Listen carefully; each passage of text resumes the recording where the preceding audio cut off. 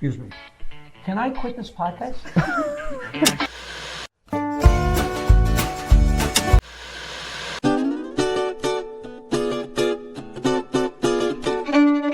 I told Eddie Murphy to stay in college so he'd have something to fall back on. I get great advice.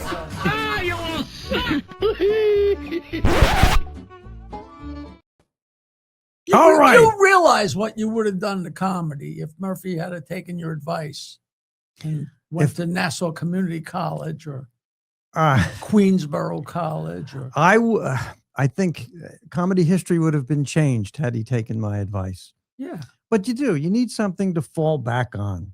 You really do. Hey, this is Stand Up Memories. This is like we could have formed, like if we were smart, Peter and I have known each other for 45 years, so we're totally out of things to talk about. And so we were just discussing when we had baseball cards in the 50s. Now, if we had held on to them, wouldn't need college. We'd have Eddie Murphy's money.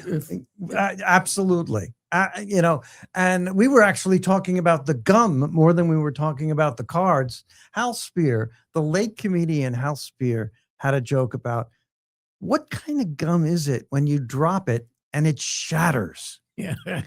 That flat gum that came with the baseball cards would shatter like a pane of glass. But it was delicious. Unbelievable. This is Stand Up Memories, and we have great guests. We really do you have remember Bonomo's Turkish taffy? I do. Snap it and crack it. I do remember. Same idea. It's Bonomo's. Now this is candy. This is a show that I love doing once in a while. We have great guests, but this is just Jackie and me, and we're gonna. Seth Rogen canceled on us last minute. He did. And he's such a jerk because he would have had such a good time. I can't believe he canceled. He said he had to stay home and clean the bathroom. But we're going to actually live up to the title of this podcast and share Stand Up Memories. Which is a great... I've been revisiting John DeBellis. Is that a Chinese gong? I don't know. All right. Is that Michael? Yes. Go ahead. John DeBellis, one of our past guests. John DeBellis has a fantastic book. If you like stand-up, especially the history of stand-up, it's called Stand Up Guys, and it's about the mid-'70s through the mid-'80s, because John was tight with you and all, Seinfeld and Reiser and all those guys from back then.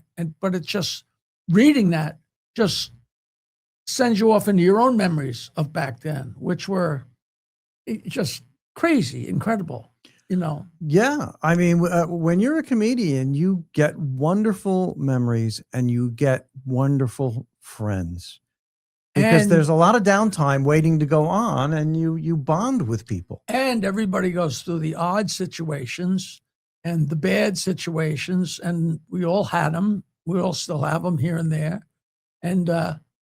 And trying to overcome like a horrible sound system, or no people in the audience, or angry people, or it puts hard bark on you, but it's also pretty funny. Now, I didn't tell you this, but not that long ago, we did a show where I had family in attendance. We being you and your friends, or you and me? Me and you. Oh, in Oyster Bay, and I had family in attendance.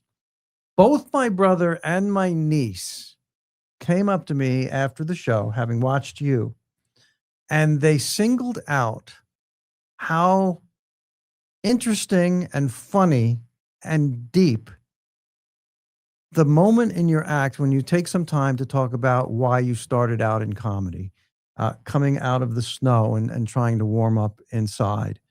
And I've been thinking about that because it's a deep, actually it's funny, but it's also a lot deeper than it is funny. And so comedians, and we have a lot of comedians watching the show right now. Everybody gets asked, I know you've been a million times, I have been a million times. So why did you start out in comedy? And you have to have an answer. And you have an answer. Well, but that wasn't how'd you get started in comedy. It's like, how'd you get hooked on telling jokes? Was the joke thing? Well, I think the whole comedy, it's all connected. Yeah, but it's actually different. You know, it wasn't like I told a story and I got a laugh with it. It's like I saw somebody tell, in a nutshell, I'm from a very small hamlet on Long Island, on the North Shore of Long Island, called East Norwich, which was a tiny hamlet in the 50s. And it grew and grew and still small. It's just south of Oyster Bay on the North Shore of Long Island. And my gang was very varied because it was a small group of houses to choose from. And we're having a snowball fight. And we were soaking wet and freezing, and our lips were blue. And we decided to go inside my buddy's house and warm up a little bit so we could go out and finish the snowball fight. And so we came in and we sat on his living room floor. And I always say this in my act, people say, well, why didn't you put your clothes in the dryer? Yeah. Because there was no such thing as a dryer in 1955. We're lucky we had electricity in that little town. So I'm sitting there and I'm in third grade and he's in fourth grade and he's in second grade. And it was like maybe 5 of us. And we're freezing and our lips are blue and we're trying to warm up and we're dripping. And my cousin walked in who was in 8th grade, which is miles and miles away. You know, he's a foot taller. And he took out a piece of paper and he read a filthy poem. It's actually a parody of The Night Before Christmas. And if you Google The Night Before Christmas dirty parody, there's like 10 versions that come up. But he read that and I looked and the guys were instantly mesmerized, smiling, laughing. They were enchanted and they immediately forgot that they were wet and dripping and cold. And something snapped in my head. I was like, wow, that is so cool, or whatever the word would have been in 3rd grade in 1955.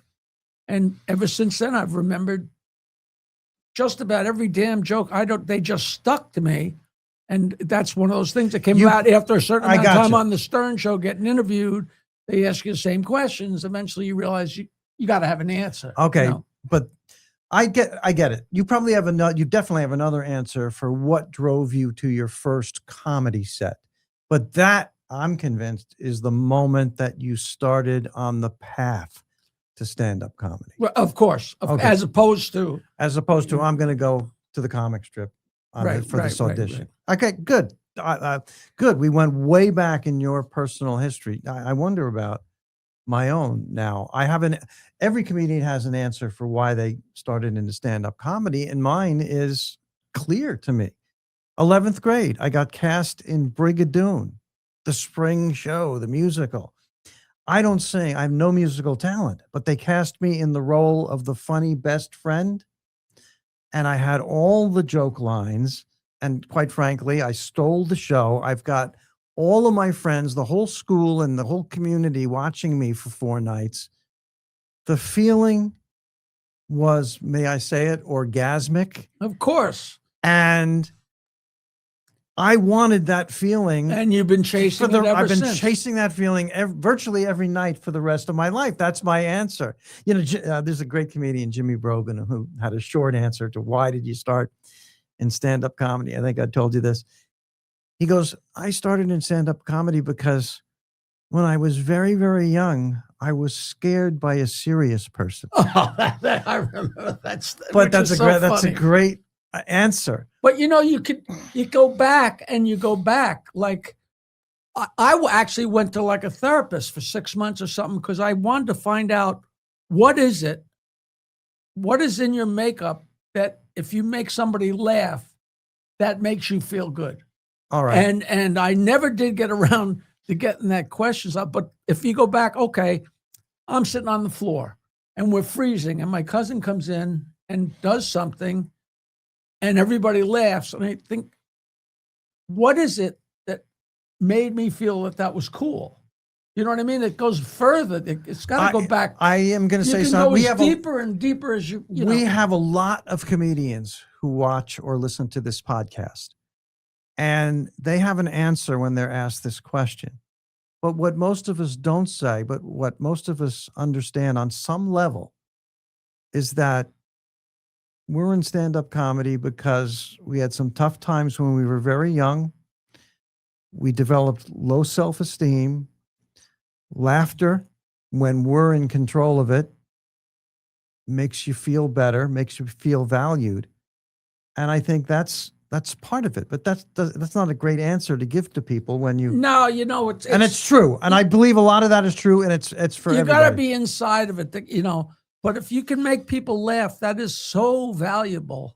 And when you can do that, you don't even realize how powerful it is until you sit with somebody who can't do it. Right. That's right. That's right. And you know what I was thinking when you were just talking about you went to that therapist for 6 months? I thought to myself, you needed a lot more time than 6 months. No, I know. with I barely with got my coat therapist. off. But seriously, there is something about that big hole that just does not get filled. You know, you can, you know. But I had a very, very funny father from another generation who was a great storyteller, exaggerated and twisted. And I was influenced by him. Of course, I was influenced by, most of all, by Robert Klein and the new generation, starting with Lenny Bruce and George Carlin, who were taking comedy into the 60s, away from jokes and the Catskills. And it was a new, exciting thing. And that's what I was doing when I started. And when I started, I wasn't doing it very well. But that influence, my father's frame of reference was vaudeville. Yeah, you know, And joke, what we call comedians today called jokes. If a comedian says it's a joke, what they mean is, it's a setup punchline joke. right, out of a joke book, or And not necessarily, you know, there were jokes before they were put in the books. You know, the jokes have been around forever and ever and ever. You know, and it's very, like, my parents were very, very funny, but I think my father told me 5 jokes in his whole life, and I can remember what they were. But my mother would do what was wacky. But when you're a kid, you don't know your mother's wacky. And wacky, that's a little too strong, but she'd do stuff that was a little heavy for a 5 or 6 or 7-year-old. But you don't know that because you're not at your buddy's house, you know, but then you go over your buddy's house and they're not all breaking balls and laughing. You know, when your parents, they were having a great marriage when they weren't, you know, until they weren't, you know, the wars, but there was some kind of comedy bubbling up inside there, you know. Yeah. You know, this is an inside comedian's joke, but we've got I have a feeling, a lot of inside listeners and viewers to this podcast. Here's the joke that I tell to other comedians. What's the first thing one male comedian says to the other male comedian when they're getting in a car to drive several hours together to a gig? And the answer is, so do you want to talk about your father first, or should I? And that is a joke that is absolutely based in truth. That is, but once again, I'm a joke teller. Right. So that doesn't apply to me, but applies to so many people. I bet you it does. I bet you it does. You're out telling jokes. Your father had a huge influence on you. Oh, yeah. But I thought the way you couch it is like it's negative. It's not. No, I just admitted where my influences came from. You know, yeah. But everybody is influenced by everything. You know, they have to be. They have to be. You know. But everybody's different. Everybody has a different answer to why they are really in to stand-up comedy. And you know, your story is great. I mean, you're a musician, and I'm not just saying. I've said it before. I'll say it on the podcast. Vastly underrated. You have great music. Is it can people where can people listen to it? It's, you know, it's all over the place on the web and everything. So, I mean, you know. really good music.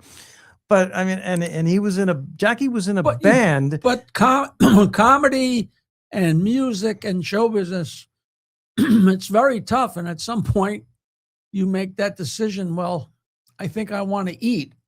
You know what I mean? And we just weren't that good. Our band wasn't that good, and I didn't have the confidence in my musical ability or my songwriting. We did it for a long time, but we didn't get any. We were running in place. But you basically transitioned from music to comedy by doing jokes in between songs.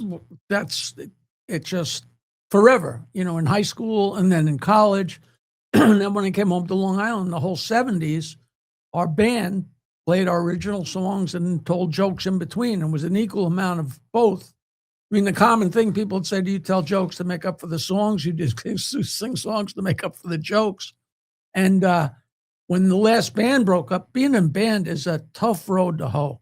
It really is. And when you get to a point where, you know what, I'm just not going to do this anymore, depend on other people. Okay. And that's what, then you wind up in stand-up. So you got nobody to blame but yourself, So you tell a story that, and I laugh at it because it's funny now, but at the time it was probably painful. But it's the way you tell it now is so funny. My band breaking up? Yeah. I'm sure anybody that knows me has heard this story a million times, but we were playing in a band the whole 70s. The two of us had added a third guy. So we had two guitars and a guy playing keyboard and bass with his left hand. And we had great songs and we were very funny, but there was no place for us to work. We just weren't that good. Our songs were not commercial. We wouldn't have known what to do with them if they were. We were drunk. We were smoking pot. We were getting laid. We were having a great time, but we're getting nowhere.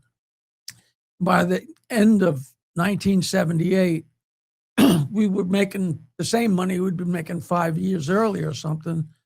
And I had segued away to where I was working in the studio and playing sometimes by myself, playing gigs and singing my songs. And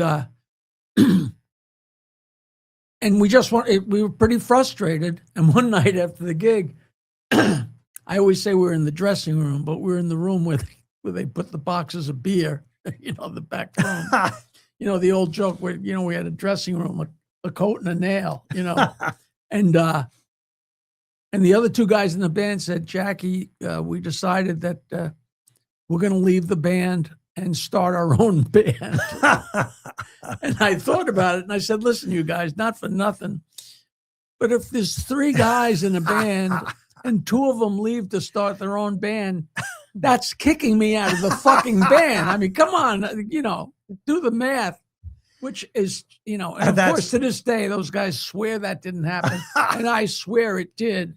But we were kind of headed that way anyway. And I wrote most of the songs and told most of the jokes. So it wasn't as crazy as it sounds. In Oyster Bay, Long Island, there was a club called Rum Runners. All right.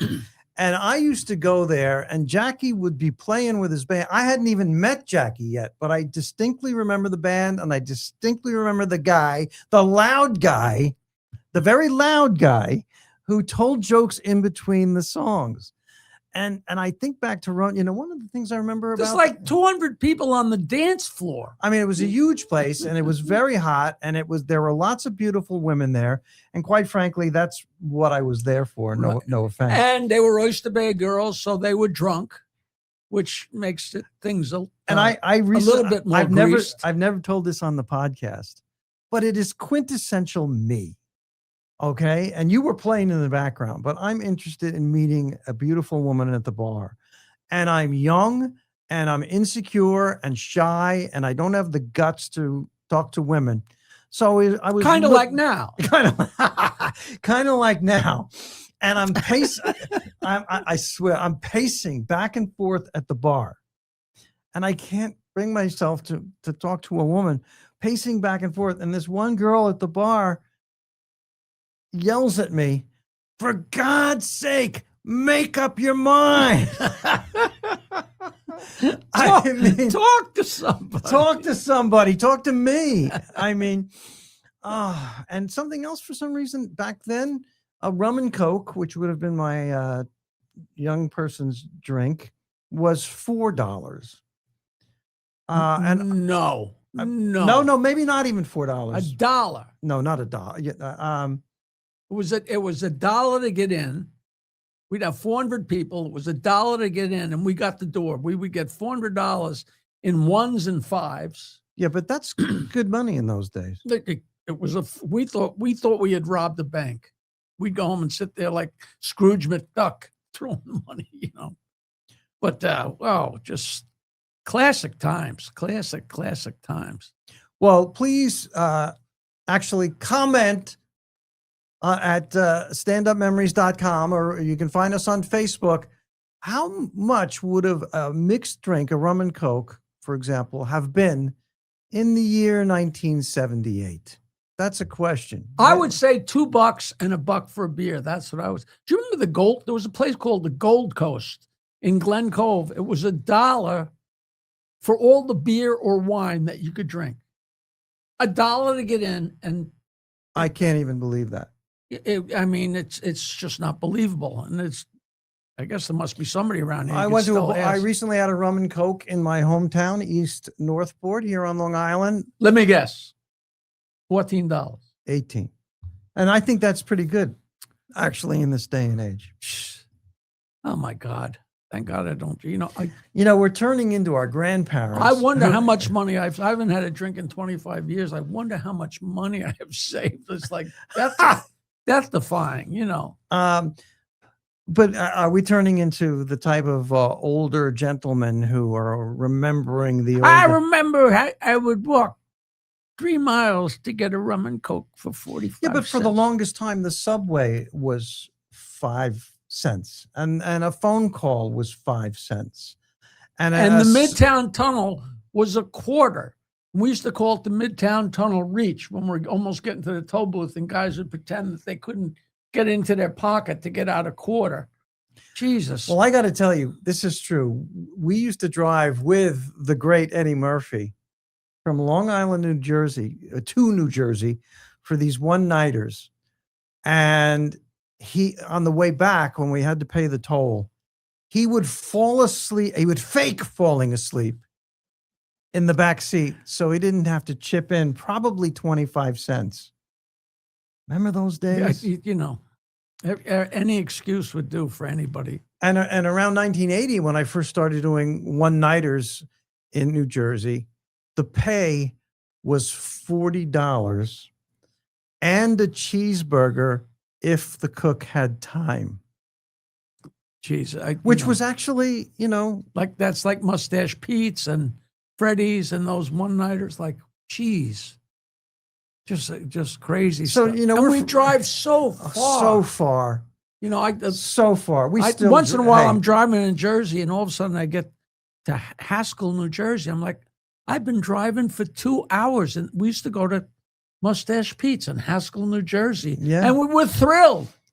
We're going to do stand-up comedy. Woo. Yeah, but we've been on some gigs in the last year that were pretty far. We haven't, Yeah, I keep telling people I drive further and further for less and less. But we're not done yet, Peter. We are not done yet, but we're free associating here.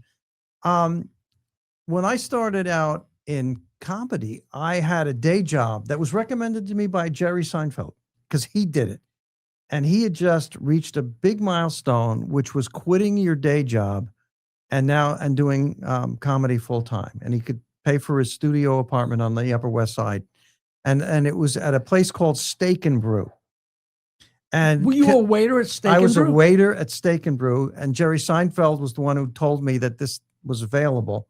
And it was perfect because you worked lunch and it wasn't super early. You had to get there and you got out, mid-afternoon. The timing worked perfectly. Because you had to be there at the clubs at night. It worked out great. And their thing was, one price for beer, the continuous pitcher. And then I got a break from the manager, a great guy, the late Lucian Hold, who hired me as the maitre d', not the manager of the comic strip. So I left Steak and Brew, okay, and I went to the comic strip as the maitre d'. I was at the the rail seating people, maitre d'. Well, basically that's but what you were. The comedy clubs were so hot, and I got $40 a night. But back in those days, the comedy clubs were so hot that how we sat the room, we left the front open. because people would come in and give you $20 for a front seat, and that the front had people. You'd be seating people. How come the front's open and I'm way back here? Those are, That's those are my the- cash cow. That's my cash cow. I got to save that because a guy's going to come in with his date and he's going to give me $20 and get ringside. I know you know the story about Red McCready at the East Side, I and people. want to remember it. Tell me. People got wind. My friend Red was the doorman at the East Side Comedy Club very soon after it opened. And Richie, our good pal, Richie Minervini, the owner, got wind of the fact that Red was shaking people down for a good seat. So Richie had a friend of his. He wrote something on a $20 bill, and the guy came in and he handed Red the 20, and Red took him right to the front and sat him and his date right in the front. And then Richie came over to him and said, "Red, you got a $20 bill?" And he said, "I don't think so." He said, "You probably have it. See if you got a $20 bill." And Red took the $20 bill out of his pocket and it said, "You're fired." Yeah, but which is just so classic. That is, but everybody did but that. it was everybody. It was part of my pay. Of course. I mean, they did that at all the clubs. Why did Richie? He was just trying to make. Hey a living. guys, Yeah. just saying hello. You got a couple more minutes. You're not This paying is our, attention this to is the our screen. producer. This is our producer, Michael Zinn. Mr. Zinn, What's up? Dad? he's just checking in. He's just I'm just checking in, telling you to shut the giving hell you the 3-minute warning.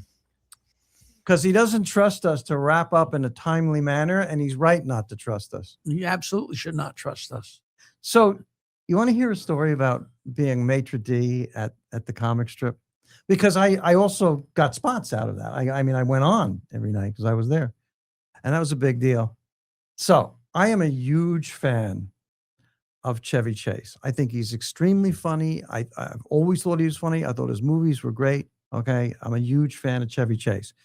But I think a lot of you know that recently there's been a very high-profile documentary on Chevy Chase. Did you get to see it? I have not watched it yet, but his reputation started to sour about 3 minutes after he left Saturday Night Live in 1975. Well, I mean, he made great movies and very funny. He made amazing movies. He was a huge star. He's always been funny to me. But it's, there's a lot of articles being written about, is he a nice guy or not? I'll tell this story. So it's Saturday night at the comic strip. You realize if you tell this story, he's never going to do this podcast. I know. I don't think he's going to do this podcast. So it's Saturday night. If your name is Chevy Chase, don't listen to this story. And this is we got to wrap up because we're going to get in trouble from our producer. But okay, so it's Saturday night and it's the first show. And the comic strip was sold out, packed to the gills, unbelievably packed, not a seat in the place. And the show was over in 15 minutes.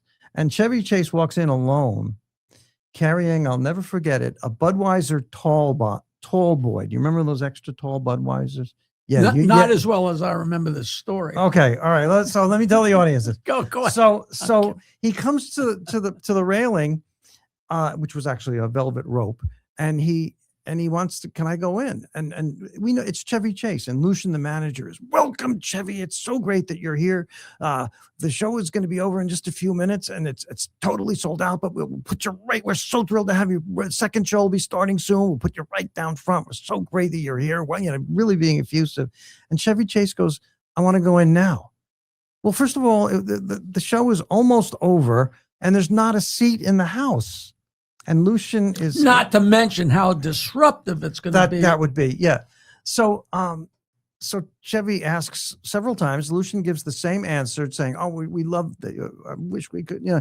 And Chevy finally gives up and starts walking out the door of the comic strip, and he throws the Budweiser tall boy against the wall, turns back and says to Lucian and me at the rope, "You guys wouldn't let the effing president in here." And he storms out. And I'm going, Did you? Well- You guys had to smile at that. We, like- well, you look at each other and it's almost unbelievable. And I will. He's great, great talent. But that's my little insight into controversy has been. and there's a lot of reignited people here. with stories like that. Yeah. There was a party for not a party, but there was a memorial for Gilbert during one of the. I think it was last year, maybe it was 2 years ago. I forget how long ago he died, but during the New York Comedy Festival, and it was like a big gathering. There were like 6 people on the dais, and everybody's telling their Gilbert stories, and there was a bunch of sitting in the front. And after they were done, Frank Santopadre, who was Gilbert's podcast guy, was going around and saying, Paul Schaefer, what do you have to say about that? And he came up to me and said, Jackie, why don't you tell one of the jokes that Gilbert loved you to tell? So I told the joke that Gilbert loved more than anything, but somebody behind me videotaped me with their iPhone, the whole joke. And Chevy was sitting right there, like in the next row, a little to the right. So looking at me from the back, he was facing, and he laughed during the joke and laughed hard at the end. And he doesn't laugh at anything. And I'm just wondering whether people smacked his hand and said, now you go out and be polite to people, or whether I really made him laugh, You really made him laugh. I think give yourself some credit. All right. I love these shows when Jackie and I just get to reminisce and tell stories about the old days. Actual stand-up memories. It's almost like that would be a good name for the show. It would be. I think we got to say goodnight, Peter. We do. Jackie the Joke Man Martling, Peter Bales. Let's give... Peter has a comedy college called Stand Up University. Go to standupuniversity.com. But I really want to plug Paradise Studios right here in Massapequa. Any video needs, podcasting needs you have, it is state of the art. Just talk to Bobby. There's a great King Bobby Lucera. The place is beautiful. It's state of the all different kinds of studios and facilities. It's terrific. And I have no idea when this is going to air.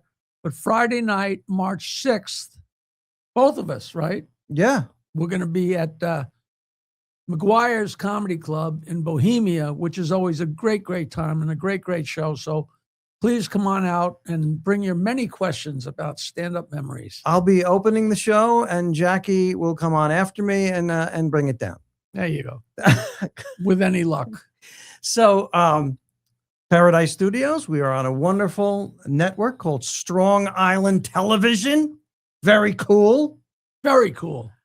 So thank you, Bobby, and Paradise Studios. And thank you to our producer, Michael Zinn. Thank you, Michael Zinn. Thank you, Peter Bales. And we will see you next time on Stand Up Memories. Wow, what a finish.